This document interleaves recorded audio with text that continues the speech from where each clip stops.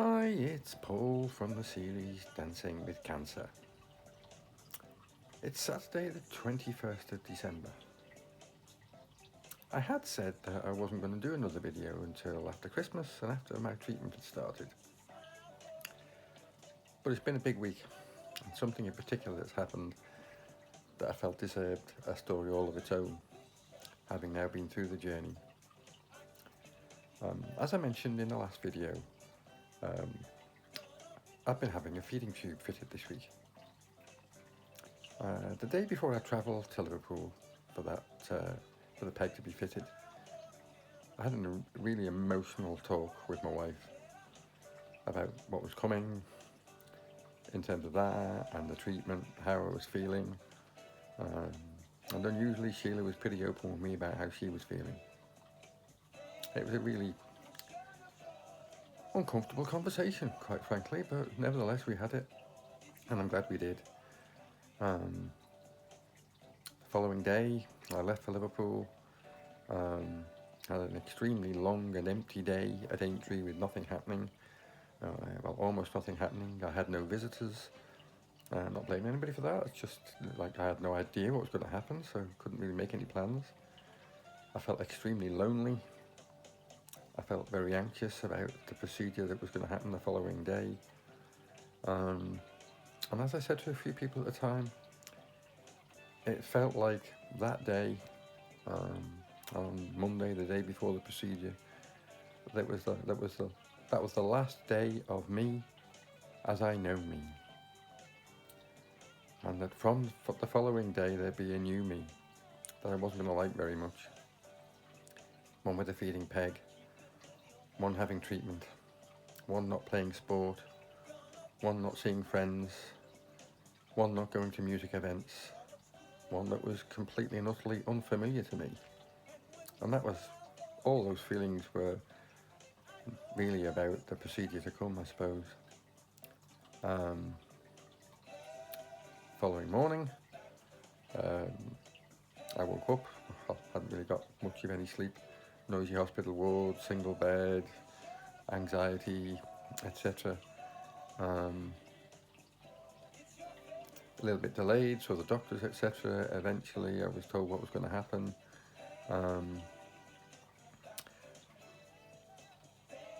A cannula was fitted. That was problematic. I'll talk more about that in a moment. And before going down for the procedure and my unbelievable anxiety, well, not as anxious as the dental stuff, in fairness, I suppose it's true to say that there's a stigma around having a feeding tube peg fitted, even though I'd seen my wife with one for the last 5 years. And that's what made me make this video, really, because in true inimitable Paul style, bollocks to the stigma. After the treatment, I posted a picture of my peg on Facebook, and I'll talk more about what it is, what it feels like, what it was like to be fitted shortly, but it ain't getting the better of me. I'll get the better of it. So let's talk about it.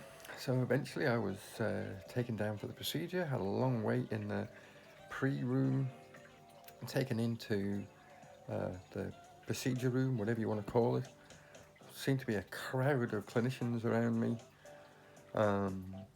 Eventually the thing was put in my mouth to keep my mouth open, hole in it, ready for the camera and tube to go down. And they started putting the meds in me, and that was complete and utter agony, much to the surprise of the anaesthetist. Quite frankly, I don't think my cannula had been fitted properly, but let's not go into that. Bottom line is I was in quite a lot of pain. Then they started putting the camera down, which was the part I was dreading the most. Actually, wasn't pleasant, obviously. And there were some difficult moments with sort of reflux happening, but wasn't as bad as the nasal endoscopies, I have to say.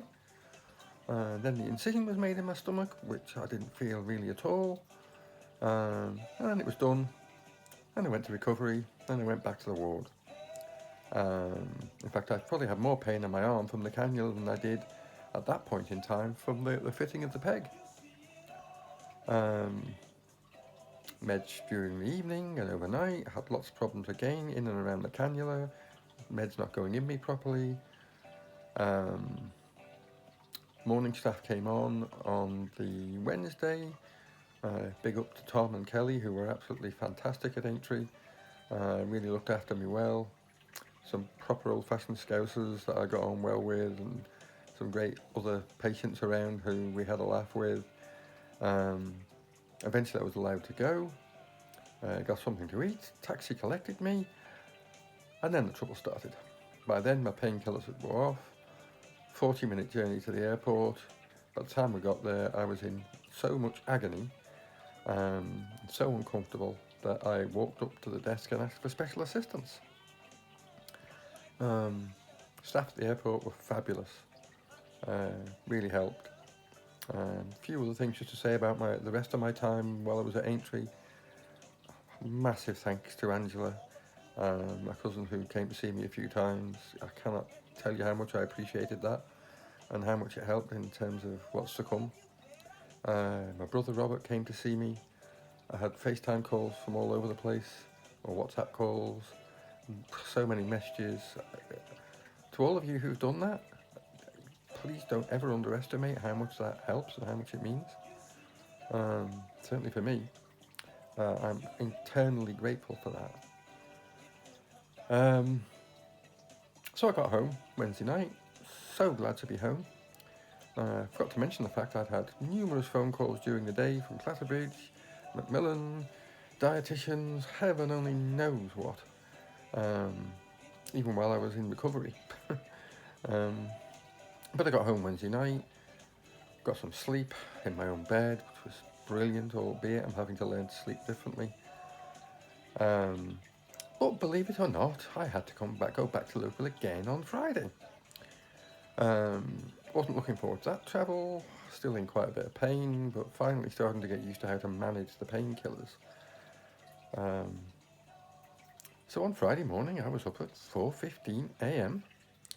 I was cleaning my peg, flushing my peg, taking my painkillers, drove off to the airport, flight to Liverpool. Procedure took 10 minutes for an ultrasound scan of my neck at Clatterbridge, which there were much apologies for. A few hours in Liverpool. They couldn't get me back through Liverpool, so it was a taxi to Manchester again. But because my painkillers were being managed more, that was okay. The good news about the Manchester flight was that it meant I was on the same flight as my son, who was coming home for Christmas. So it was really nice to start to spend some time with him. Slept well in my bed last night, been out shopping, coffee with a friend, etc. this morning. That was great. But I was struck with the thought that I've got 5 days of freedom left before my treatment starts. Obviously I'm not looking forward to it, but it's coming. I want it to come. I want to get through it as quickly as I can and as best as I can. Quick word about the music before I sign off. So each of my videos has been named after a song or a lyric. Couldn't possibly be anything other than Steely Dan and Peg today. Might surprise some of you to know that I'm a big Steely Dan fan. I've been for many years.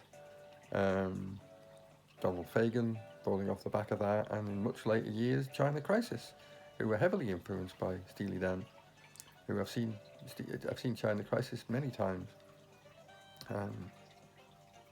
So just to end, for those of you who think you're going to or know you're going to have a peg fitted soon, procedure isn't that bad, and that's coming from a wimp of the A1 variety, and you can manage it. I've actually found the cleaning and the flushing of it easy, and I don't believe I'll have any problem taking feed through it when I need to do that. So don't be afraid. Well, you will be afraid, of course you'll be afraid, but I'm here to tell you that it's okay. And as I said before, bollocks to the stigma associated with it. So I will say again, have a brilliant Christmas, and I'll see you the other side of it. Bye for now, from Paul from the series Dancing with Cancer.